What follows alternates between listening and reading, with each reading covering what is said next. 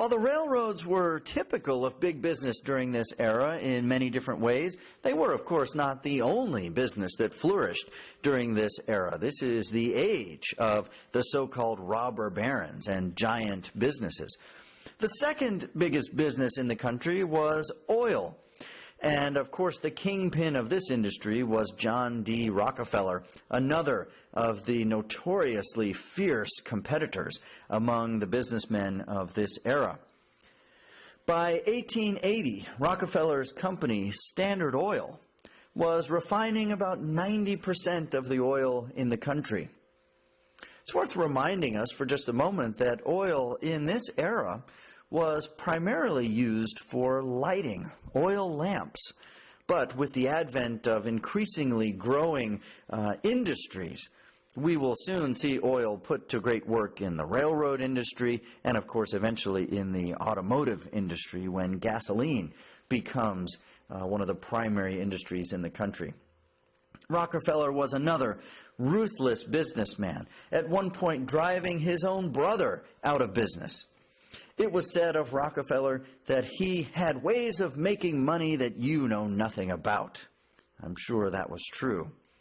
Eventually, Rockefeller's company, Standard Oil, drew the attention of the federal government, which sought to break up his company and eventually succeeded in doing so.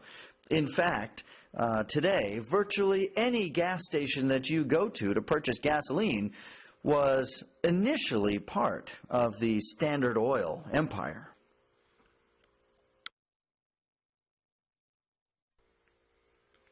The third most significant industry during this era was steel, which of course is closely tied to the railroads. So much of the railroad business is built upon steel. The kingpin in the steel industry was Andrew Carnegie, truly one of the towering figures in this era. Carnegie was known for a number of things in addition to his own fierce business mentality. One of them was his implementation of an idea called vertical integration. If we think in terms of business, and you might look at the chart on the right of your screen, horizontal integration, which was reasonably common during this time, it's essentially the sort of combination that I talked about a moment ago in terms of railroads. Horizontal integration involves purchasing or combining many different companies within one industry. And so the various different railroad companies all coming together within one is horizontal integration. Standard Oil, which bought up and brought together a bunch of different oil companies under one, was horizontal integration. Andrew Carnegie did a great deal of this in the steel industry, but he also employed vertical integration. What this means is that you control all the different sources of materials that go into your business. And so you're not only buying up, in the case of Carnegie, you're not only buying up steel companies, you're buying up the iron and coal mines that produce the ore and raw materials. You are buying up shipping companies and railroads so that you can set your own prices to ship goods. You're buying up banks and other things as well so you can loan yourself money. And so Carnegie was the master of vertical integration, and during this period controlled a vast empire of different businesses in different industries, not only steel itself. Carnegie was also known for putting to paper a philosophy that most of the super wealthy during this era lived by, known as the Gospel of Wealth. Carnegie actually wrote an article at one point called the Gospel of Wealth. This was a sort of code of ethics for the rich and famous to live by. At the core of this code of ethics was the thought that for those who were needy, for those who were at the bottom rungs of society, the best way to help them was not by giving them a handout on the street. What would a beggar do if you hand him $1 on the street? Well, he perhaps drinks it away, or he goes and buys a quick meal and then it's gone. No, the best way to help these sorts of people was to create institutions whereby they might help themselves. build libraries and schools, colleges, museums, music halls, public parks, or hospitals, and so on, where those who were in need could go to improve themselves and help themselves. If you think about the many institutions in our country today, a lot of them bear the names of some of these wealthy benefactors that contributed to them. If you think of Carnegie himself, you might think of Carnegie Mellon University. Or perhaps more famously still, you might think of Carnegie Hall, the famous performance auditorium. Leland Stanford, one of the founders of a railroad in the West, contributed to Stanford University, which bears his name. John D. Rockefeller funded the establishment of a prominent university, the University of Chicago. And in the modern setting, you might think more prominently of someone like Bill Gates, who is one of the great philanthropists of our age, the Bill and Melinda Gates Foundation, one of the largest philanthropies in the country. The cartoon on the left of your screen indicates the sort of duality at play in this gospel of wealth.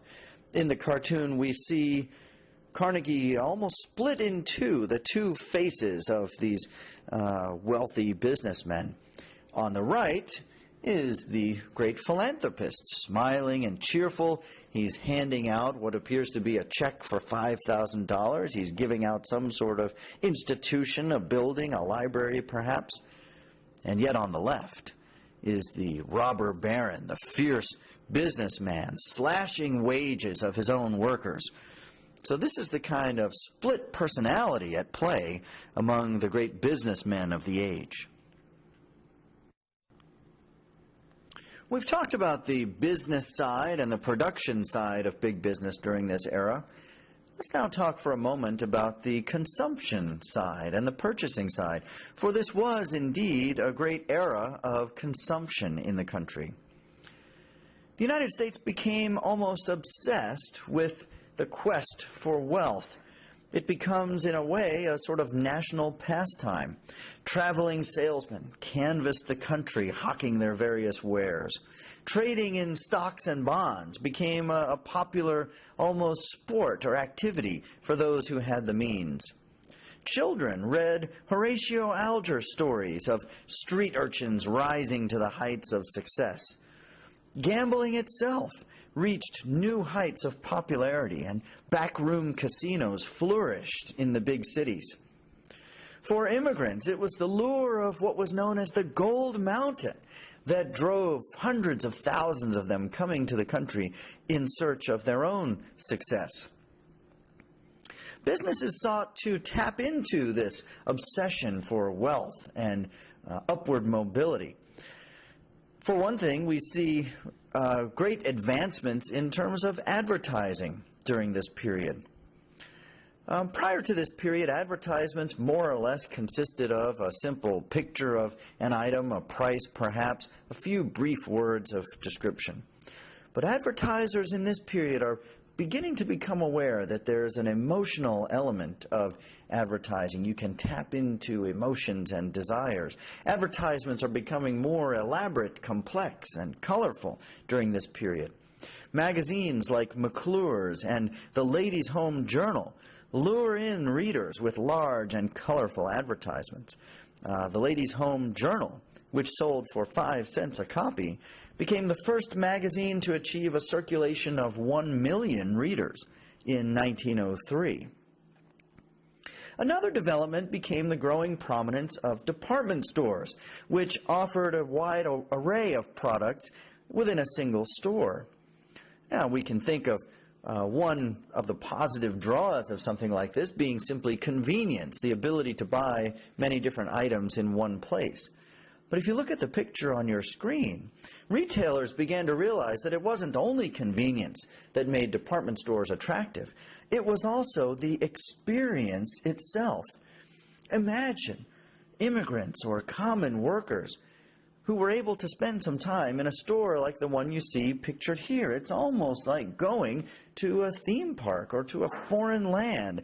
It's a world filled with glamorous scents and aromas, perfume, sights and smells and experiences, a world removed from their day-to-day lives.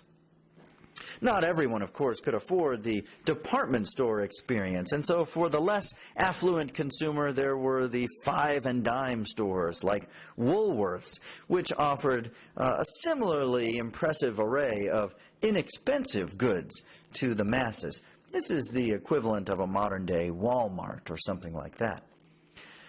And for those out in the countryside, they were not to be deprived of their consumption experience either. The rise of mail-order businesses during this period was another common feature. The earliest was Montgomery Ward, the first of the mail-order giants. But I think much more famous and ultimately more successful was Sears and Roebuck, and the Sears catalog eventually becomes a fixture in households all across the country. This was their era's version of an Amazon.com, or all sorts of online consumerism that we know today. It allowed people all around the country to purchase whatever goods they wanted and needed.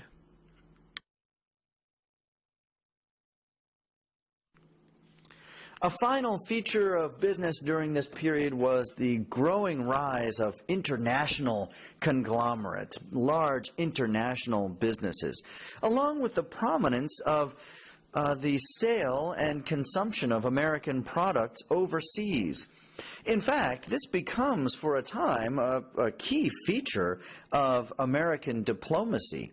Just after the turn of the century, in the early 1900s, we apply the nickname of dollar diplomacy to American foreign relations. Our primary concern was making the world safe for American businesses and products and consumers.